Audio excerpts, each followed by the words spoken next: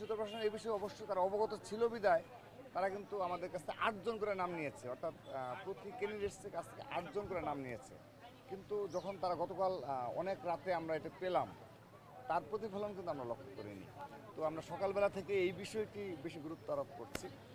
এইটি আমরা আমাদের রেজাল্ট হওয়ার পরে বোঝা যাবে যে ভোটের সংখ্যা দিয়ে কিন্তু এটি আমাদের বলতে হবে না, সাধারণ শিক্ষার্থীরা বোঝা যাবে যে কারা ডামি কিংবা কারা কোন প্রক্রিয়া অনুসরণ করেছে, এটি ভোটের মাধ্যমে একটা বিষয় স্পষ্ট হবে। আমরা গতকাল সব নিয়ম কানুন মেনে ছাত্রদল শতভাগ নিয়ম কানুন মেনে ডাকসুতে প্রচারণা চালিয়েছে, আমাদের বিরুদ্ধে কোনো অভিযোগ নেই।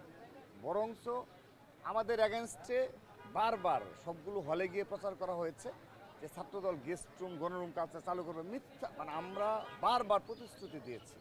শুধু তাই নয়, আমরা ঢাকা বিশ্ববিদ্যালয় বিসি স্যার সম্মুখে বারবার তারা আমাদের ডেকেছে, এই বিষয়ে রূপরেখা প্রণয়ন কমিটি প্রকাশ করার কথা ছিল, সেটি তারা প্রকাশ করে নাই। এটি একটা অস্ত্র হিসেবে তুলে দেওয়া হয়েছে অপরাপর যারা প্রার্থী রয়েছে তাদের কাছে। তাদের বারবার একটি বিষয় বোঝানো হয়েছে যে ছাত্রদল গেস্ট রুম গণরুম কালচার করবে।